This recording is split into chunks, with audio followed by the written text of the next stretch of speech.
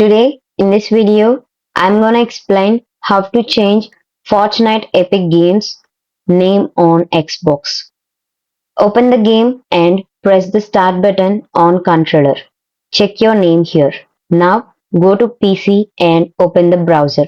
Then search for Epic Games login. Then log in into your account. Then sign in into your account. Now click on edit icon beside your name. Now enter new display name. Then click the checkbox of I understand. Then click on change. Now open the game. Now press the X button from the controller.